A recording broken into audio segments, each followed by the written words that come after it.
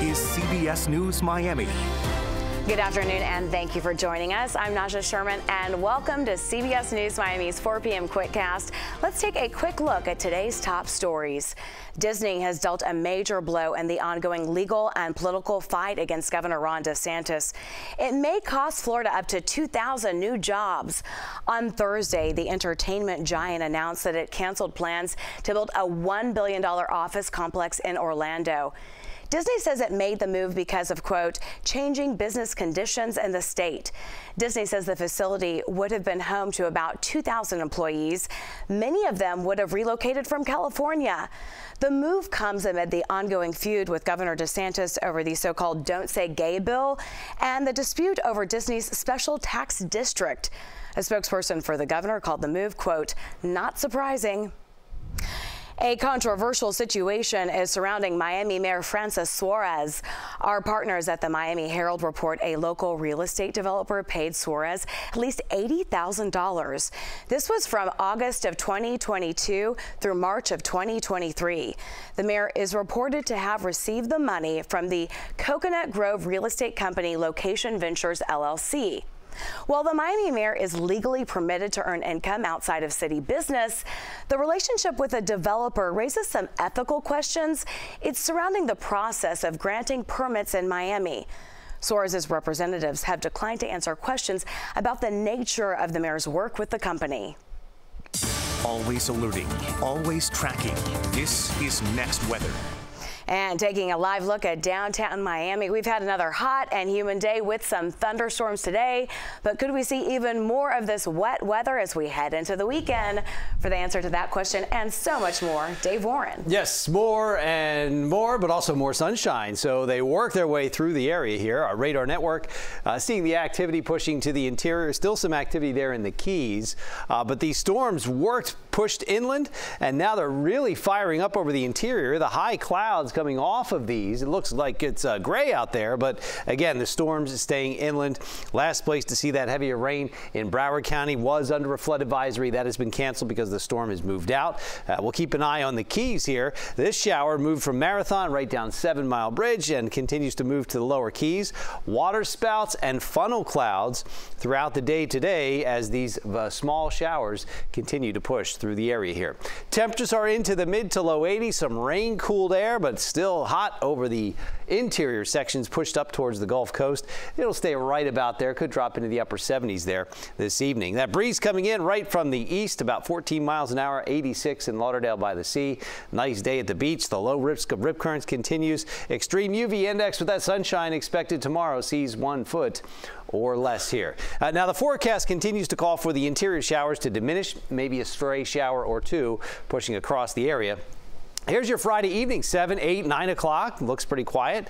The activity in the Keys will wind down overnight tonight, maybe a stray shower or two just after midnight, then into Florida Bay. Now the activity again off the coast, but with a stronger east breeze. Everything works to push through the area here. We'll start at 9. The showers developing along the coast. Then you get that nice stronger breeze pushing everything inland, coming together over the interior where they fire up to thunderstorms, but keeping the metro areas dry, pushing inland over towards the Gulf Coast in the afternoon. Again, you'll see those towering clouds in the western sky. Might get a cloudy at times, but it looks like those storms are over the interior, mainly in the morning, but by the afternoon they're inland. Not quite as hot there with the clouds pushing back across the area. Temperatures will be into the upper 80s here. Rain chances starting to go up just a bit by the start of next week. And if you're out on the water this weekend, no alerts in the Atlantic coastal waters or in the Keys with 1 foot seas, near shore waters seeing a light chop. We'll look at those increased rain chances in the extended forecast. More storms coming in with that east to southeast breeze. Added moisture will up the rain chances, but they'll still try to work their way through the area Wednesday, Thursday, and Friday of next week. All right, thank you, Dave. The list of candidates for the next superintendent of Broward County Public Schools has now grown.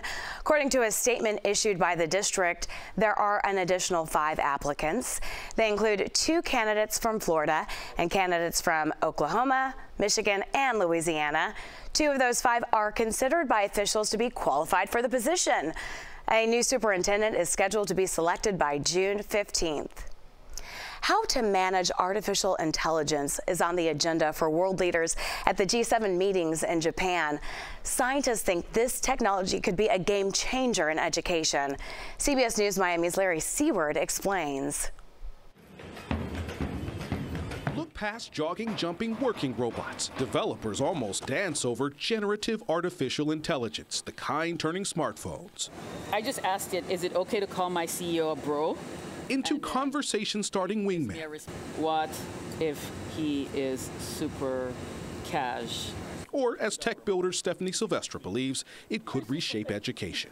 If low-income and low-resource areas don't jump on this, the achievement gap is going to get so much bigger. The former Subway and Burger King IT guru bet her career on it. Silvestre co-founded Avatar Buddy, an app that uses generative AI to offer users self-help. One of their targets are children with no means for tutors. It answers texts for help writing paragraphs. It shows steps to solve math equations. Other more well-known programs can do the same. They also offer emotional support.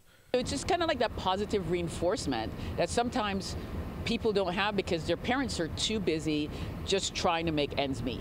OpenAI sells ChatGPT for $20 a month. That's a very, very reasonable price. If you were to go hire a tutor or a personal coach, $20 might get you about 15 minutes. Those studying AI at Miami-Dade College and the University of Miami see risks too, especially for people who refuse to use it. You risk being left behind. From now on, it's going to be a part of our lives, and it can help make people more effective at what they want to do. Without international regulations, cross-border data security is on the table for G7 talks in Japan. But with these chats, privacy is no small concern. If people are typing into those models, who owns that conversation? It's why Silvestre's group allows users to delete chat histories. But the future is their focus, and they see no reason to change course. In Wynwood, Larry Seward, CBS News, Miami. When we come back, Panthers fans are celebrating a thrilling quadruple overtime win. We've got the highlights from the game after the break. Welcome back. Now to the Florida Panthers and a game for the ages. The Cats pulled off a thrilling 4 overtime win just before 2 a.m. CBS News Miami's Steve Goldstein, the voice of the Panthers, has the details. A thriller in Game 1 of the Eastern Conference Final between the Panthers and the Carolina Hurricanes. Get to the action. Carolina, the house was rocking, and the Hurricanes would score first, but the Panthers responded. 2 goals by the Alexander Barkov line in the second period, a couple of minutes apart.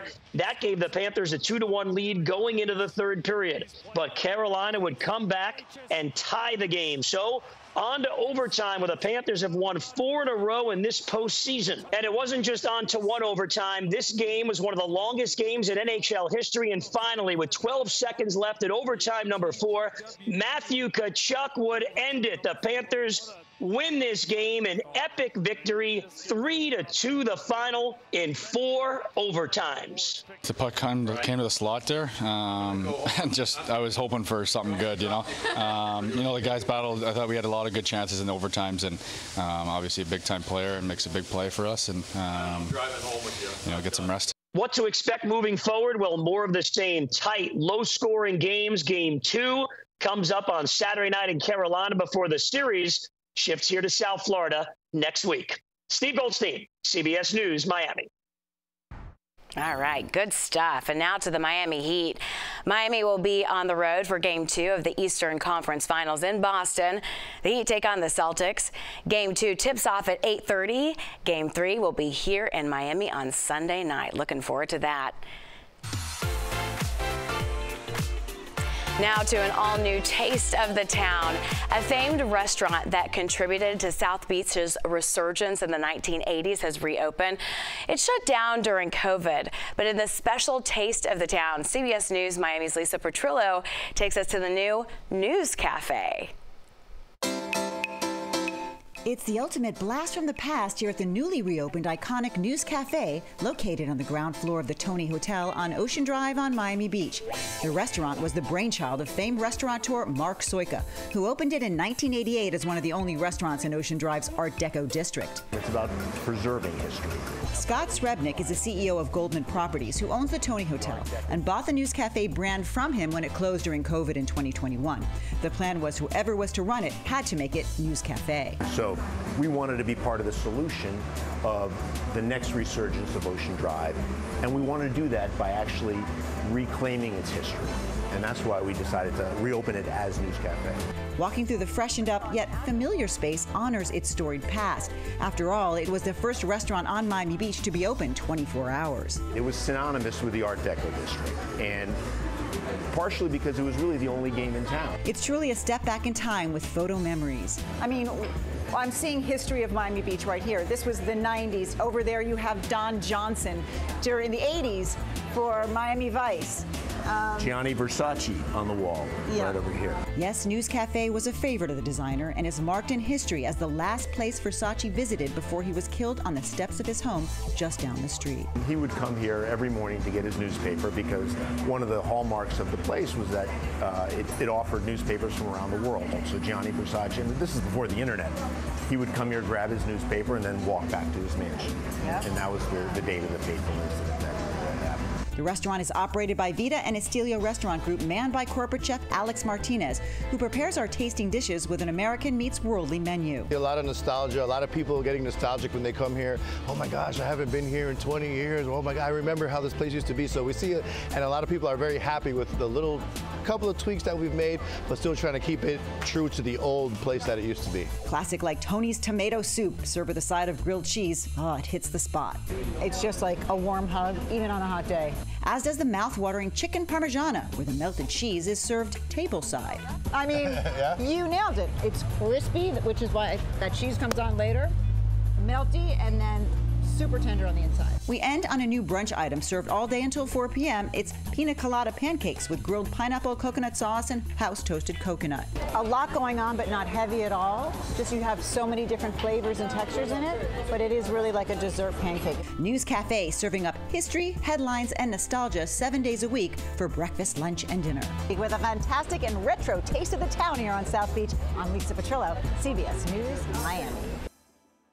Wow, what a cool spot. That looks so good. Lisa knows all the cool places to go. Okay, the News Cafe is located at 800 Ocean Drive in Miami Beach. The power of CBS News and the CBS News Miami stream are always at your fingertips. We're on Pluto TV and it's all free. Or find us on your favorite streaming device with the CBS News app, then click CBS News Miami. That is the CBS News Miami Quickcast. Happy Friday. I'm Najahe Sherman. Make sure you stay tuned right here for more news on CBS News Miami.